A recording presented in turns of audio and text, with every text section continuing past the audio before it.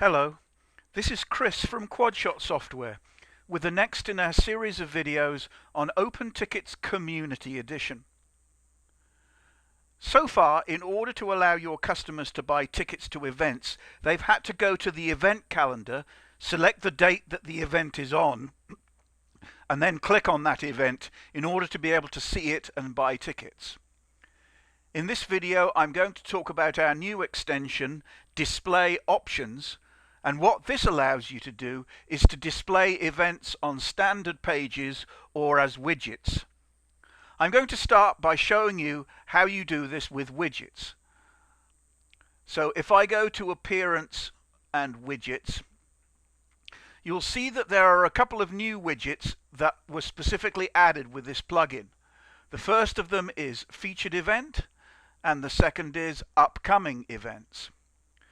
So all I do, as with standard widgets, is just to drag the widget into my widget bar. And then there are various settings that we can use in order to configure it. There are styling options, though in the case of the featured event, this defaults to the list style. You can choose to show the event image within the widget bar. You can optionally change the format of the date and the time, and also other data that's associated with the event that you would like to display. The ones proposed here by default are a good start. The one thing that you will have to do is to actually select the event or events that you would like to feature. And to do this, you just click on the Add Events button.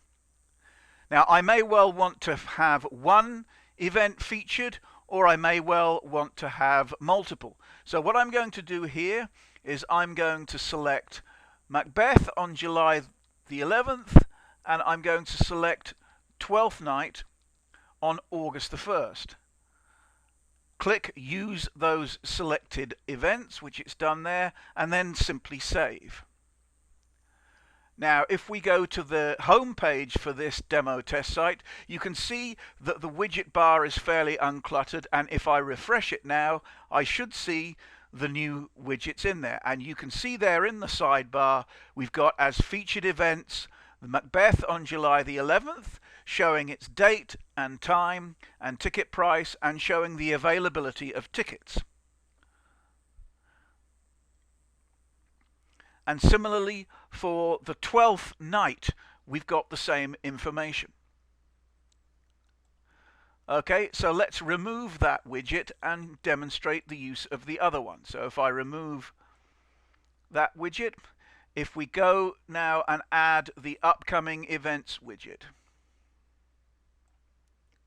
Okay, so depending upon how many future events you have in your system, you can choose a particular number to show. It defaults to 20, but this can be set however you would like it.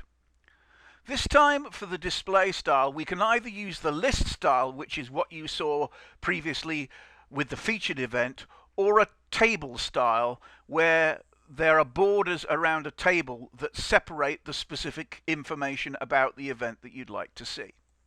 Again, you can choose to show the featured image for that event, amend the format of the date and time used, and the data associated with the event.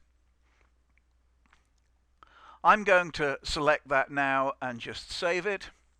And now if I go to our home page and refresh it, you'll see that featured event has been changed to upcoming events, and you can see all of the upcoming events that we've got here in the system. So this is how you do this and show events that people can click on. If I click on that one, you can see it shows the standard event where I can buy tickets for. So let's go back to the widgets section and take that widget completely out, because now I want to demonstrate to you how you do it with pages. Let's suppose that rather than have people go to your event calendar, you'd like to put up a specific page that had featured events. Let's do that now very quickly. So I'm going to add a new page, And I'm going to make the page featured events. Now this time, in order to add the event, you do it by means of a shortcode, which you might well get to learn the syntax of, but there's an easier way of doing that by clicking the Add Media button. And here you'll see Open Tickets shortcodes. And it pops up a dialog box that was very similar to the one that we used in widgets. So what we're going to need to do is to select the event. Let's suppose we want to set as our featured event Twelfth Night on August the 8th. Use that event, and then what I now need to do in order to finish this is click the button marked in Shorts, Insert Shortcode, which inserts the shortcode for that particular event. I'm now going to publish that page, and I'm going to view that page. And here you can see in the page, which is featured events, it shows the event that we can again click on and buy tickets for.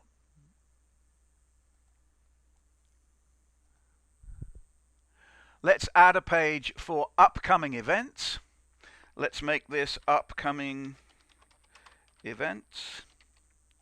And again, click Add Media, Open Ticket shortcut, and this time from the drop-down box, pick Events to Show. By default, it will pick all events, but if I wanted the event to be just Macbeth, I'd pick Macbeth. We can optionally put a date range so that only those will show. We can change the order of events from forward to backwards or to random. Again, the number of events to show. Again, if I insert the shortcode there, publish that page, and have a look at the page. And here you can see we picked the Macbeth, and so it's shown all the items that we have available, all the dates and events we have available for Macbeth, which will allow your customers to buy tickets on pages other than the event calendar.